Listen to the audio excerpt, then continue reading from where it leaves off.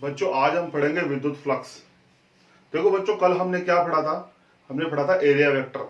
ठीक है बच्चों, अगर आपने एरिया वेक्टर का वीडियो अगर ढंग से नहीं देखा है और किसी बच्चे ने नहीं देखा है बिल्कुल भी, तो वो उससे पहले जाके देखें, क्योंकि विद्युत फ्लक्स को समझने के लिए सबसे पहले एरिया वेक्टर को समझना इंपॉर्टेंट है। तो आइए हम इसकी पहले डेफिनेशन देखते हैं, परिभाषा सीखते हैं और उसके बाद में इसको बिल्कुल डिटेल से समझते हैं। ठीक है, विद्युत फ्लक्स क्या होता है? विद्युत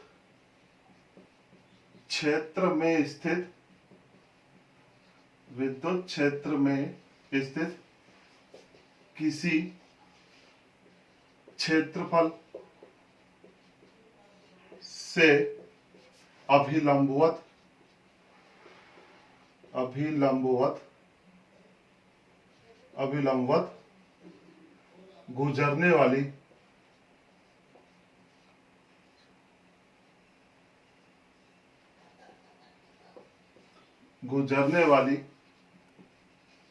विद्युत क्षेत्र में स्थित किसी क्षेत्रफल से अभिलंबवत गुजरने वाली कुल विद्युत क्षेत्र रेखाओं की संख्या को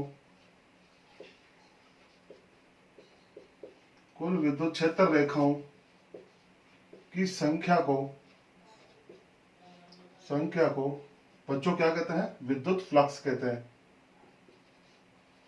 विद्युत फ्लक्स कहते हैं। देखो बच्चों, ये जो डेफिनेशन है और ये जो विद्युत फ्लक्स जो टॉपिक है, बिल्कुल आप लोगों के लिए बिल्कुल नया है और इसको समझने के लिए आपको बहुत सारी चीजें समझनी होगी। देखो, पहले परिभाषा को अपन देखते हैं, इसके बाद में बिल्कुल एक्सप्लेन करते हैं। इसका एक फॉर्मूला भी आएगा, उसे भी मैं डिटेल से एक्सप्लेन करूंगा क्या होगा विद्युत क्षेत्र में। देखो, सबसे पहले अपन को क्या चाहिए बच्चों? विद्युत क्षेत्र चाहिए। परिभाषा शुरू में लिखी हुई है विद्युत क्षेत्र में, तो मतलब अपन के पास में कैसा विद्युत क्षेत्र होना चाहिए? विद्युत क्षेत्र होना चाहिए। ठीक है, इससे किसी क्षेत्रफल से, मतलब अपने पास में एक क्षेत्रफल होना चाहिए। ठीक है, एक सरफेस होनी चाहिए, एक पृष्ठ होनी चाहिए अपने पास में। बच्चों क्या होनी चाहिए? एक पृष्ठ होनी चाहिए। फिर उसके अभिलंबत कुल विद्युत क्षेत्र रेखाओं की संख्या। देखो बच्चों, ये इंपॉर्टेंट है, विद्युत क्षेत्र रेखाओं की संख्या, कुल विद्युत क्षेत्र रेखाओं की संख्या। देखो बच्चों, कोई ये सामने मेरे एक दीवार है और इस दीवार से क्या होगा? ये विद्युत क्षेत्र रेखा इस प्रकार से गुजर रही है इसमें से। ठीक है, मेरे जो ये बोर्ड है, मान लो ये बोर्ड है, ये इस बोर्ड में से इस प्रकार से विद्युत क्षेत्र रेखाएं गुजर रही है बच्चों, इस प्रकार से। ठीक है, इस प्रकार से। देखो बच्चों, इस प्रकार से। बिल्कुल समझ में आ रहा है? जैसे मान लो आप इस सामने एक दीवार है और इस प्रकार से विद्युत क्षेत्र रेखाएं इसमें से गुजर रही हैं। ठीक है बच्चों, तो मतलब मैं विद्युत क्षेत्र, देखो इसको वापस समझो, इसको समझो बच्चों। ये अपने पास में एक सरफेस है अपने पास में। ठीक है, इसमें क्या है? ये विद्युत क्षेत्र रेखाएं ऐसे गुजर रही हैं बच्चों। ठीक है बच्चों, अब मैं क्या करता हूं, इस इलेक्ट्रिक फील्ड को मैं बढ़ा देता हूं, मतलब ये आर रेडियस है इसकी बच्चों। ठीक है, अभी इसका फॉर्मूला जनरेट नहीं कर रहे हैं बच्चों, इसका जो बेसिक कंसेप्ट है उसको अपन सीख रहे हैं। ठीक है, ये फिर से इसका आर रेडियस वाली ले लेते हैं, सेम टू सेम। और इसमें अब क्या करते हैं, जो ये विद्युत क्षेत्र रेखाओं की संख्या बच्चों, ये इलेक्ट्रिक फील्ड अपन बढ़ा देते हैं, जिससे क्या होगा? विद्युत क्षेत्र रेखाओं की संख्या बढ़ गई। मतलब यहां पर जो इलेक्ट्रिक फील्ड था वो, और यहां पर इलेक्ट्रिक फील्ड था, इसको E1, तो ये कितना हो गया? E2 is greater than E1। मतलब ये वाला इलेक्ट्रिक फील्ड ज्यादा है बच्चों। ठीक है, और ये वाला क्या है? कम है। अब देखो बच्चों, यहां से एक चीज सामने समझ में आ रही है कि जो एरिया है बच्चों, ये जो सरफेस है, इस सरफेस का एरिया तो फिक्स है दोनों के लिए, लेकिन इलेक्ट्रिक फील्ड क्या है बच्चों? बढ़ा दी मैंने। यहाँ पे E1 है, यहाँ पे E2 है। E2 क्या है? ज्यादा है। तो ज्यादा इलेक्ट्रिक फील्ड मैंने की, विद्युत क्षेत्र ज्यादा किया, तो ज्यादा विद्युत क्षेत्र करने पर ज्यादा विद्युत क्षेत्र रेखाएं बाहर की ओर निकल रही है। यहाँ पे कम विद्युत क्षेत्र है, तो कम विद्युत क्षेत्र होने पर कम विद्युत क्षेत्र रेखाएं बाहर की ओर निकल रही है। समझ में आ गया बच्चों? बच्चों ये चीज देखो, विद्युत फ्लक्स को समझने के लिए सबसे पहले अपन को विद्युत क्षेत्र रेखाएं आनी चाहिए, वो मैंने आपको सिखा दिया है। इसके बाद में क्या आता है? Area vector. एरिया वेक्टर भी मैंने आपको सिखा दिया है। और तीसरे स्टेप पर अपन सीख रहे हैं विद्युत फ्लक्स।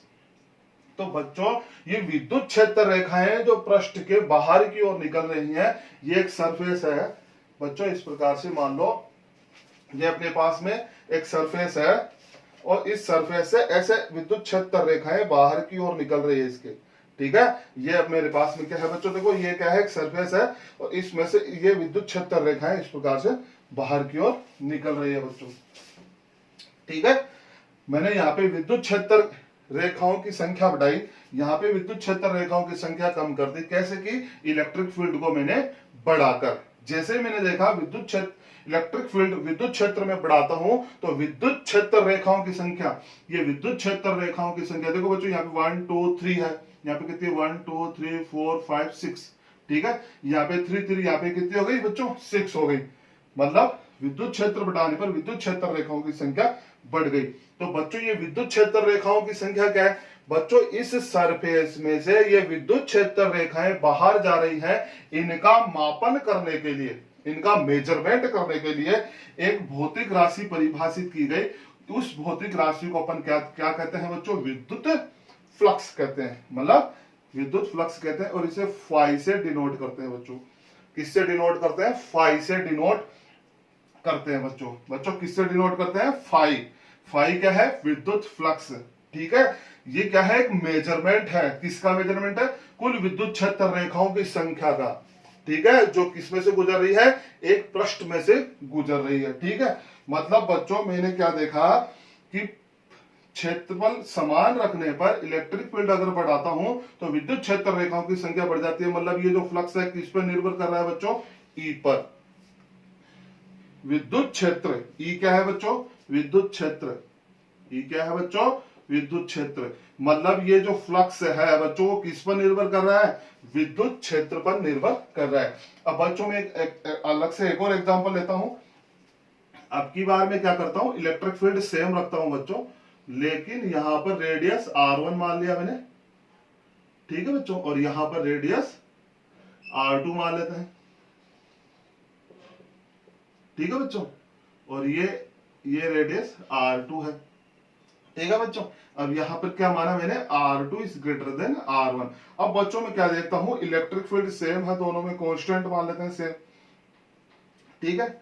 इसमें तो इलेक्ट्रिक फील्ड इस प्रकार से जा रहा है बच्चों, और इसमें वही इलेक्ट्रिक फील्ड है बच्चों, सेम टू सेम, ठीक है। ये देखो बच्चों, अब मैंने क्या किया बच्चों, क्षेत्रफल को बढ़ा दिया। इस वाले में मैंने बच्चों क्या बढ़ाया था? इलेक्ट्रिक फील्ड को बढ़ाया था, विद्युत क्षेत्र को बढ़ाया। तो विद्युत क्षेत्र को बढ़ाने पर विद्युत क्षेत्र रेखाओं की संख्या ज्यादा हो गई। यहां पे बच्चों मैंने क्या देखा, मैंने एरिया को बढ़ा दिया। देखो R1 इसका रेडियस लिया, इसका रेडियस कितना लिया बच्चों? R2 रेडियस लिया, और R2 इज ग्रेटर देन बच्चों R1, ठीक है।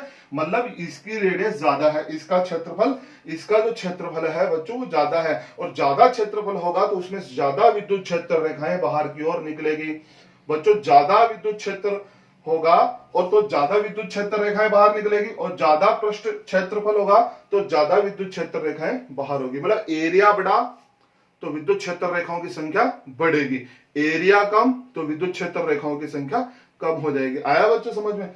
इसका मतलब ये जो फ्लक्स है बच्चों, ये फाई, ये किस पर निर्भर कर रहा है बच्चों? एरिया पर, ए पर। अब बच्चों एक चीज देखो, जैसे मान लो ये आपके सामने बोर्ड है, ठीक है। दो चीजें तो मैंने बता दी। पहली चीज क्या बताया कि जो फ्लक्स है, विद्युत फ्लक्स है, वो किस पर निर्भर कर रहा है? विद्युत क्षेत्र पर। और दूसरा बच्चों मैंने किस पे बताया, ये जो विद्युत फ्लक्स है वो किस पर निर्भर कर रहा है? क्षेत्रफल पर, एरिया वेक्टर पर, ठीक है बच्चों।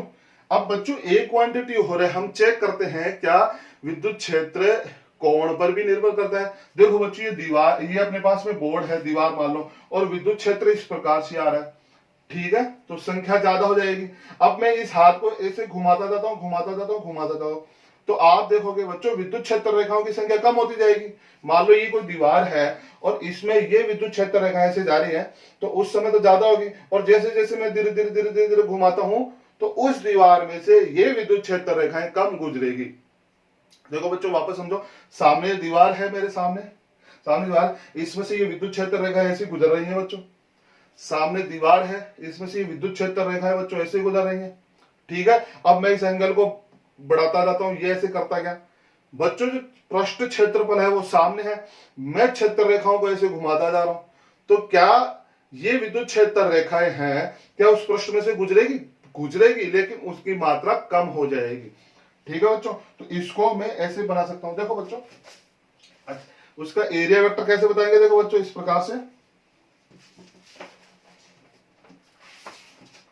ये देखो बच्चों, समझो, ये इस प्रकार से है एरिया वेक्टर।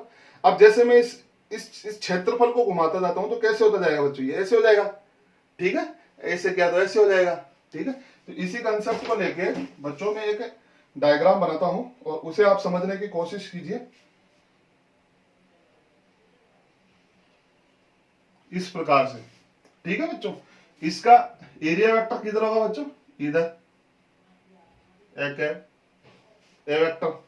ठीक है, ये समझ में आया। और इसमें विद्युत क्षेत्र रेखा किधर से गुजर रही है बच्चों? इस प्रकार से गुजर रही है इसमें।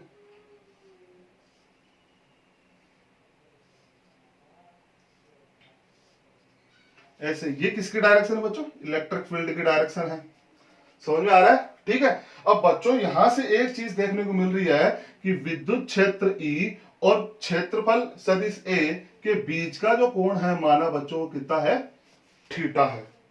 ठीक है बच्चों, अब बच्चों हम देखते हैं ये जो एरिया वेक्टर ए है, इसके अपन दो घटक कर लेते हैं बच्चों। कितने घटक कर लेते हैं? दो घटक कर लेते हैं। एक तो इस प्रकार से इसके परपेंडिकुलर, ठीक है, और एक ये वाला घटक ले लेते हैं, ये वाला बच्चों। ठीक है, तो ये वाला घटक बच्चों जो कोष्ठ, जो थीटा के साथ वाली भुजा है, थीटा के साथ वाली जो है उसको बोलते हैं कोष थीटा। तो ये हो जाएगा ए कोष थीटा, और ये कितना हो जाएगा? ए साइन थीटा। अब देखो बच्चों, ये जो ए साइन थीटा है वो वैलिड नहीं होगा। क्यों वैलिड नहीं होगा? देखो बच्चों, ये अपने पास में एक क्षेत्रफल है, ये एक प्रकार से अपने पास में क्या है?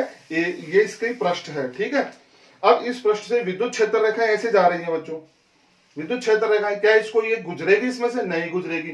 गुजरेगी कब बच्चों? जब ये ऐसे जाएगी, ये ऐसे रखा हो, ऐसे जाएगी। समझ में आ रहा है? देखो बच्चों, ये ऐसे रखा हुआ, अगर विद्युत क्षेत्र रेखाएं ऐसे जाएंगी तो ही इसमें से गुजरेगी, अन्यथा इसमें से नहीं गुजरेगी। अगर बच्चों ये ऐसे रखी हुई है, ये ऐसे रखी हुई है और विद्युत क्षेत्र रेखाएं ऐसे जा रही है, ठीक है, तो ये विद्युत क्षेत्र रेखाएं इस पृष्ठ में से नहीं गुजरेगी।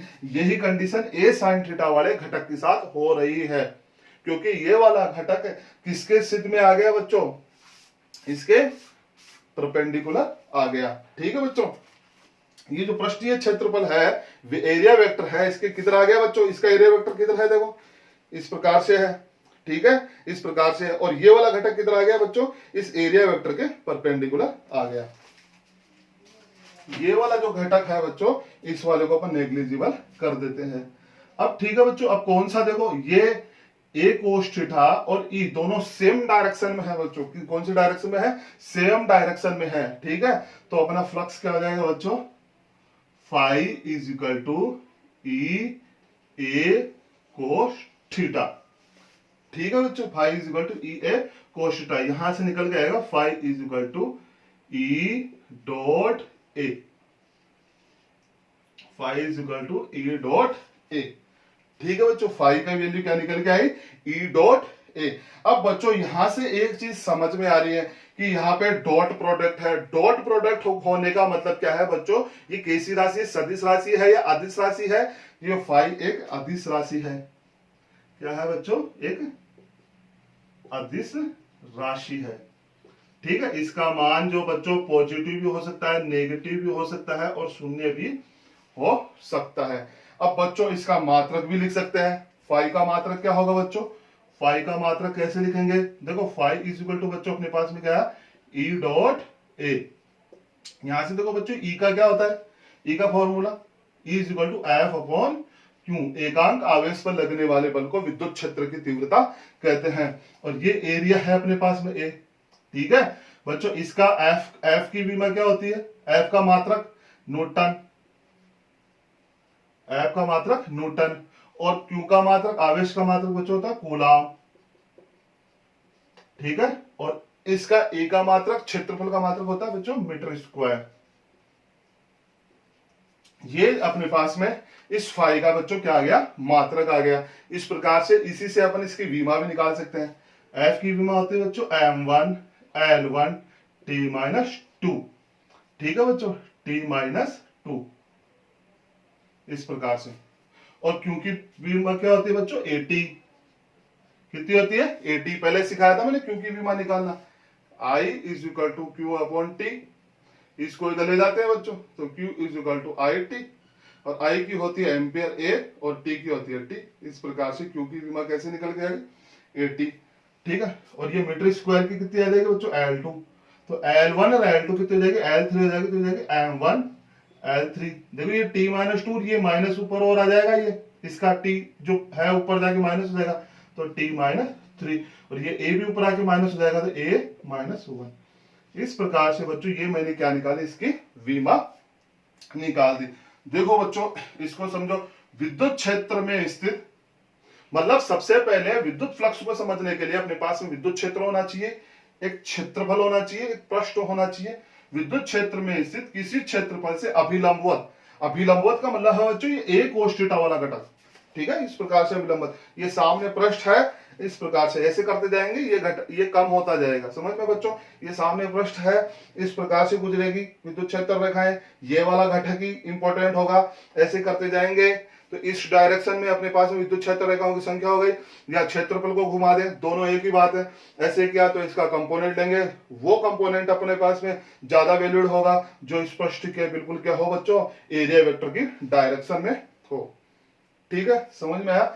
विद्युत क्षेत्र रेखाओं की संख्या बच्चों, ये देखो आप, कुल विद्युत क्षेत्र रेखाओं की संख्या को, ठीक है, ये कितनी विद्युत क्षेत्र रेखाएं संख्या जा रही है, कितनी विद्युत क्षेत्र रेखाएं इस पृष्ठ में से बाहर की ओर निकल रही है, उनकी संख्या को क्या कहते हैं बच्चों, विद्युत फ्लक्स कहते हैं। तो विद्युत फ्लक्स सामान्य रूप से अपन समझे तो ये क्या होगा कि किसी क्षेत्रफल से विद्युत क्षेत्र रेखाएं बाहर की ओर निकले, ठीक है बच्चों। देखो बच्चों इसको एक बार अच्छे से उतार लो, फिर मैं थोड़ा और एक्सप्लेन करता हूं। उतार लिया बच्चों,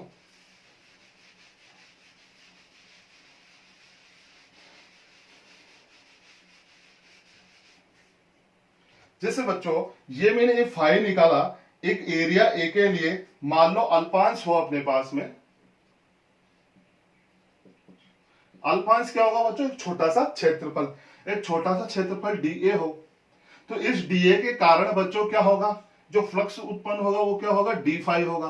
तो डी फाई को अपन कैसे डिफाइन करेंगे बच्चों, d phi is equal to E dot D A, बिल्कुल सेम टू सेम ऐसे, ठीक है। अब मान लो छोटे से अल्पांश के कारण विद्युत फ्लक्स का मान ये है, तो टोटल के कारण क्या हो जाएगा बच्चों, इंटीग्रेशन कर देंगे अपन, ठीक है। ये मैंने समाकलन कर दिया, d phi is equal to E dot D A, ठीक है। इसका क्या हो जाएगा बच्चों, ये phi is equal to E dot D A, ठीक है बच्चों। तो फ्लक्स का फॉर्मूला ये भी दिया जा सकता है, phi is equal to E dot D A, flux का phi is equal to integration समाकलन ई डॉट डी ए, ठीक है बच्चों। ये बच्चों देखो ये किस प्रकार के सरफेस के लिए होगा, ये ओपन सरफेस के लिए होगा, खुला पृष्ठ, ओपन सरफेस, खुला पृष्ठ के लिए, खुले जो पृष्ठ होंगे बच्चों उनके लिए ये वैलिड होगा।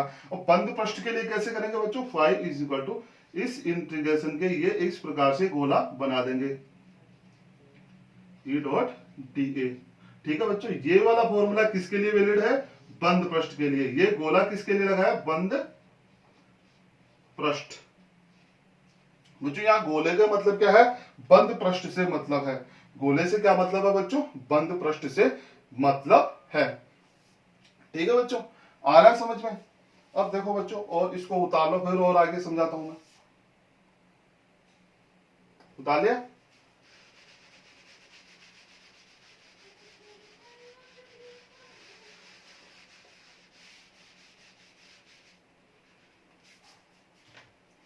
अब बच्चों मान लो बच्चों कि मैं ऐसा प्रश्न रखता हूं,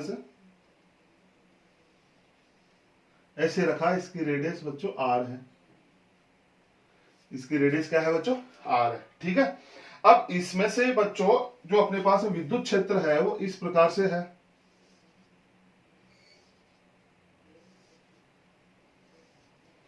अब बच्चों मुझे इस प्रश्न में मेरे को फाई की गणना करनी है, तो बच्चों बिना फॉर्मूले का उपयोग करते हुए एक बार लॉजिक से सोचो बच्चों। ये सरफेस कैसे रखा हुआ है, ऐसे रखा हुआ है। इलेक्ट्रिक फील्ड कैसे जा रहा है, इसको स्पर्श करते हुए जा रहा है, ठीक है। विद्युत ये ऐसे रखा हुआ है इस प्रकार से, ठीक है। ये जो सरफेस है वो कैसे रखा हुआ है, ऐसे रखा हुआ है, ठीक है बच्चों। और जो विद्युत क्षेत्र क्या है, इसको स्पर्श करते हुए जा रहा है, ठीक है। तो इसमें से क्या विद्युत क्षेत्र रेखाएं गुजरी, नहीं गुजरी। बच्चों विद्युत फ्लक्स क्या बताता है कि कुल विद्युत क्षेत्र रेखाओं की संख्या जो किसी पृष्ठ में से गुजरे। सामने मेरे पास में कोई पृष्ठ है, इसमें से विद्युत क्षेत्र रेखाएं गुजर रही हैं, उनकी संख्या। तो क्या बच्चों आप मेरे को बता सकते हो कि ये पृष्ठ ऐसे रखा हुआ है, विद्युत क्षेत्र रेखा इसको स्पर्श करते हुए निकल रही है, तो क्या इसमें से गुजर रही है, बिल्कुल नहीं गुजर रही है। तो अपन बच्चों लॉजिक से बता सकते हैं इसका फाई इज इक्वल टू 0। समझ में आया बच्चों। अब देखो इसको इस फॉर्मूले के उपयोग से भी देखते हैं बच्चों, क्या ये वास्तव में 0 होता है। देखिए बच्चों कैसे होगा। बच्चों ये सरफेस ऐसे रखी हुई है, इसका एरिया वेक्टर कैसे है बच्चों, ऐसे परपेंडिकुलर ऊपर की ओर। ये सरफेस ऐसे रखी हुई है, इसका एरिया वेक्टर वैसे बच्चों कैसे होगा, इस प्रकार से हो गया। इसका एरिया वेक्टर बच्चों कैसे हो गया, इस प्रकार से हो गया। देखो इस प्रकार से परपेंडिकुलर, ठीक है, इस प्रकार से इसका एरिया वेक्टर। अब देखो बच्चों इलेक्ट्रिक फील्ड और एरिया वेक्टर में, इलेक्ट्रिक फील्ड और एरिया वेक्टर में 90 डिग्री का एंगल बन रहा है। तो इस फॉर्मूले का उपयोग करते हैं अपन, phi is equal to E A cos theta, E A cos 90। और बच्चों कोस 90 का मान कितना होता है, 0। तो यहां से भी अपने पास में क्या निकल के आ रहा है, 0। आ गया समझ में बच्चों। इस प्रकार से बच्चों ये आज मैंने क्या समझाया, विद्युत फ्लक्स के बारे में समझाया। अगले क्लास में हम विद्युत फ्लक्स के काफी अच्छे अच्छे न्यूमेरिकल्स निकालेंगे। इसके लिए बच्चों आपको सबसे पहले विद्युत क्षेत्र रेखाएं अच्छे से उसका कंसेप्ट पढ़ना है, फिर उसके बाद में एरिया वेक्टर का कंसेप्ट कर पढ़ना है, और फिर ये विद्युत फ्लक्स का आज का जो अपना लेसन है इसे ध्यान पूर्वक पढ़ना है। तभी बच्चों आप ये न्यूमेरिकल्स जो है वो निकाल पाओगे। सबसे इंपॉर्टेंट है ना बच्चों एरिया वेक्टर। एरिया वेक्टर अगर आपने ढंग से सीख लिया, क्योंकि वहां पे डायरेक्शन अपन को देखनी पड़ेगी, है ना बच्चों। अगर डायरेक्शन आप नहीं खोज पाओगे, नहीं देख पाओगे और नहीं सही ढंग से मेजरमेंट कर पाओगे तो अपना सवाल हल नहीं होगा। ठीक है बच्चों, ये विद्युत फ्लक्स का आज का लेसन अपना पूरा होता है। ठीक है, एक बार इसे आप उतार लो ढंग से। ठीक है, थैंक यू।